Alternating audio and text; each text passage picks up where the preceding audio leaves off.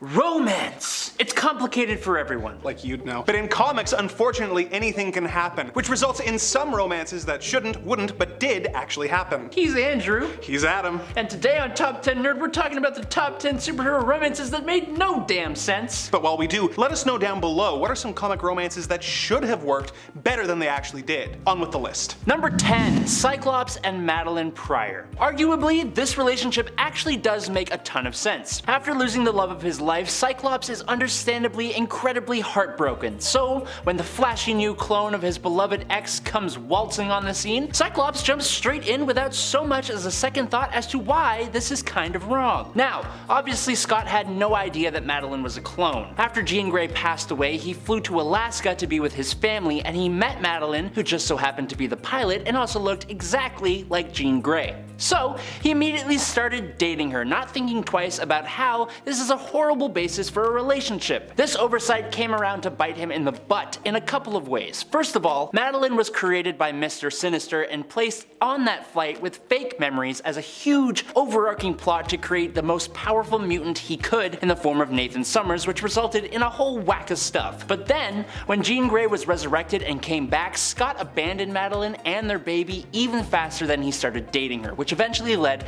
to the powerful mutant making a deal with the devil and becoming the Goblin Queen and starting the Inferno arc. It worked out to make some great characters and stories, but this is part of the reason I hate Scott Summers. Good god, man. And at number 9 is Namor and Sandy. Namor the Submariner has infamously always had a thing for Susan Storm, the Invisible Woman, to the point that he is kind of annoying with it, even kidnapping her. I think his infatuation with Sue is the reason that most of his other relationships have been with women who look so much like her. Namora, Betty Dean, Emma Frost, they all have an odd resemblance to the Invisible Woman, but his relationship with Sandy Pierce may have actually been the inspiration for his love for blonde women. Namor is willing to overlook the fact that Sandy here is the daughter of an oil tycoon, responsible for deep sea oil drilling that contaminated both his beloved ocean and Atlantis directly. It's actually more likely that Sandy is his muse because they met on a beach when they were both children back in the 20s and dated years later. But we will never know more because,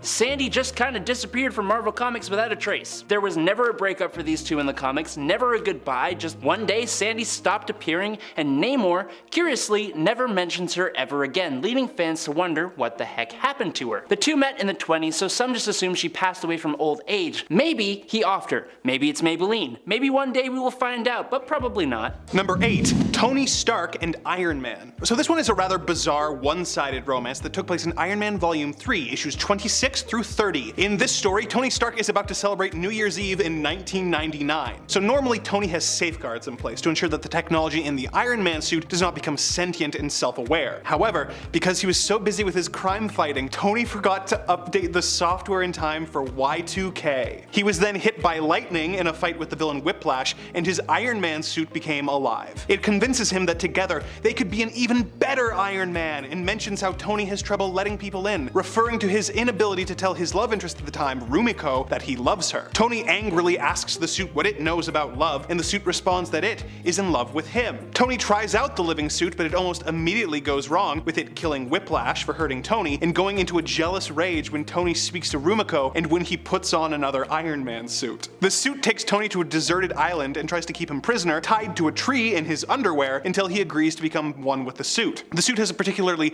touching monologue after it thinks it's killed Tony, yelling to the heavens, "Why couldn't you feel for me as you did, Miss Rumiko? Was that too much to ask? Is that why I did this? Did I do this for love?" Tony gets free and fights the suit, who literally tears out its own heart, offers it to Tony, and then dies. Tony then holds a funeral for the suit and leaves. Number 7, Doc Ock and Aunt May. Sometimes in Stan Lee's stories, it felt like the guy was purposely just messing with us for his own entertainment. The prime example being this weird time that they almost had Doc Ock marry Aunt May in The Amazing Spider-Man issue 130 and 131. Otto Octavius, you dastardly devil you. In the first Spider-Man annual, Doc Ock and Aunt May first meet when the villain, as part of the Sinister Six, kidnaps Aunt May and Betty Brant. The villains get their comeuppance, but for some strange reason, Aunt May takes a liking to Octavius in particular. Why? No idea. Perhaps perhaps it's the extra limbs. For some reason, these two, a kidnapper and his victim, begin to date, and then very quickly jump to marriage in number 130 and 131. Luckily for everyone involved, Hammerhead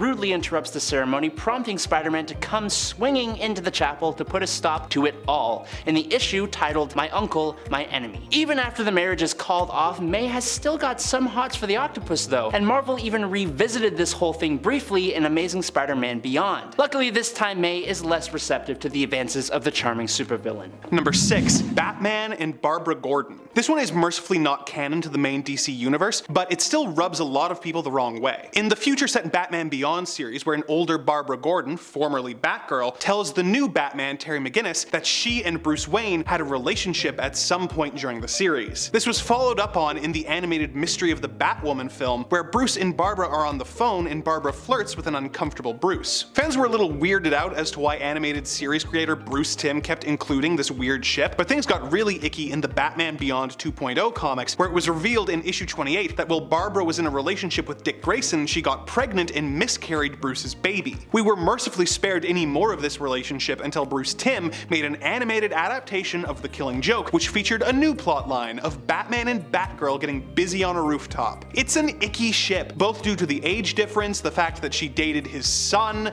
the fact that he's essentially her teacher, and the fact that he's best friends with her dad. I'm glad this has never made its way into the main canon, but the fact that it is canon to the otherwise flawless animated series is a real shame. Number 5. Miss Marvel and Marcus. One of the most stomach-turning entries on this list is really not a romance, but for some reason is treated like one in the story. In Avengers 197, Carol Danvers discovers she's pregnant. She doesn't remember how it happened, and the baby is growing at an irregular speed. She gives birth 3 issues later in Avengers 200, and all of her teammates are weirdly excited, cooing over the child and treating Carol like she's the unreasonable one for not being excited about the mystery baby. The child, Marcus, grows up in a matter of hours and reveals that he's the son of Immortus, the ruler of Limbo. He had Marcus with a woman he had plucked out of time, but he was trapped in Limbo until he could be born on Earth. So, he brought Danvers to Limbo, romanced her with a combination of charm and, as he himself puts it, subtle manipulation from his father's machines, and impregnated Miss Marvel with his own essence so he could be born on Earth. For some bizarre reason, Carol then decides to go back to Limbo with Marcus to explore the potential of their relationship, despite the fact that A, he tricked her into bed, and B, he's her own son. This was not well received and was later retconned to be treated as the violation of Carol that it was, but it is both bizarre and disturbing that this happened in the first place. Number 4. Norman Osborn and Gwen Stacy. Just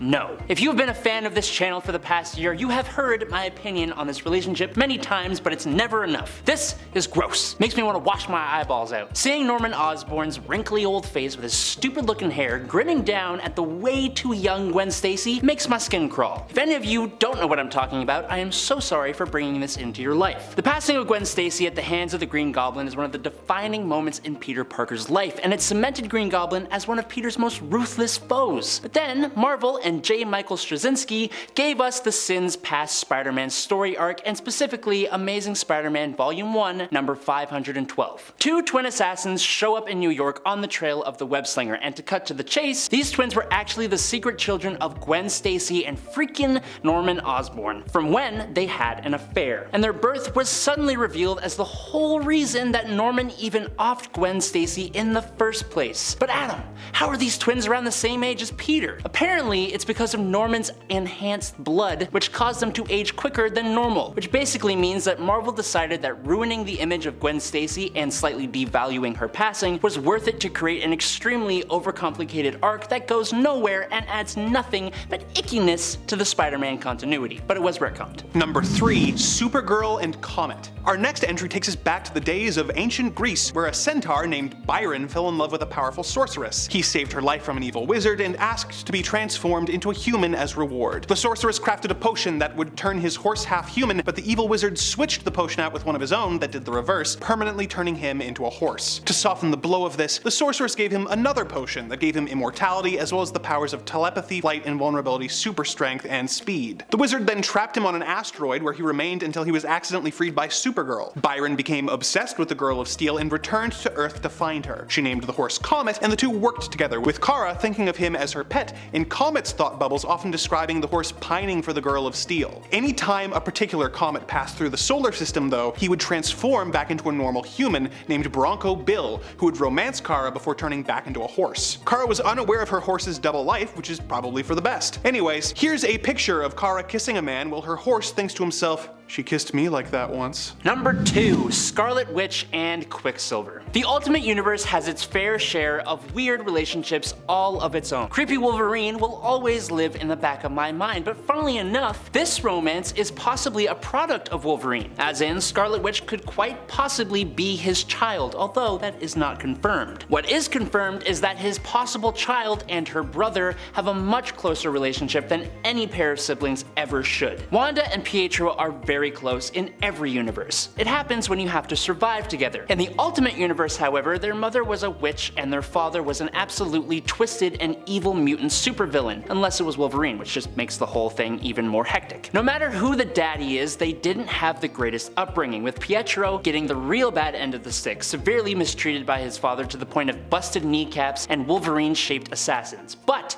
in my mind, it doesn't fully justify having a full-on romantic relationship with your sister. I don't think anything ever will. Comic book fans everywhere were just kind of left going, what and why? Because while there have been hints at how close the siblings were, it wasn't until Ultimates 3 that this revelation dropped out of nowhere. While it takes place in an alternate universe, the controversy of this moment alone made it so anyone who writes these two characters together ever since has had to be super careful with how the pair are portrayed. Number 1. Aviax and the Dinosaur. The Wanderers are a group of DC heroes from the 30th century who go on interplanetary adventures. In issue 12 of their first series, they get a call to investigate an Earth whose planet's dinosaurs are dying off at a faster rate than expected due to otherworldly gases being unleashed on them. One of the members of the team, Aviax, has the ability to turn into any bird he wants, and he discovers that the reason so many dinosaurs are dying off is because the radioactive gas features a type of radiation that they have not yet evolved to be able to survive. He comes up with a cunning plan to transform into a slightly more evolved dino bird, and then pass along his genetics to the dinosaurs so that their children can one day transform and evolve into birds. Here's the panel featuring his team's reaction when he says that he's gonna bump uglies with a dinosaur. True to his word, Aviax turns into a dino bird, finds a suitable mate, pins her down, and makes a joke about how it's time for the hard part, laughs at his own joke, and then bangs a dinosaur. It then cuts to the next day, with Aviax sneaking out on the sleeping dinosaur. It's a weird premise for a comic book, made only stranger by the fact that Aviax isn't just willing to mate with a dinosaur, he seems genuinely excited, and thinks that the rest of his team have gone crazy when he returns to the ship the next issue because they don't want to hear all the quote juicy details. This is by far the strangest romance on this list, but after researching this entry and showing it to Adam, he decided, and I swear this is true, to order a copy of it on eBay so that it could become a valuable part of his collection. Any other superhero romances that make your skin crawl? Let us know in the comments below, and remember to like and subscribe for more Top 10 Nerd. Peace out, nerds! Woo!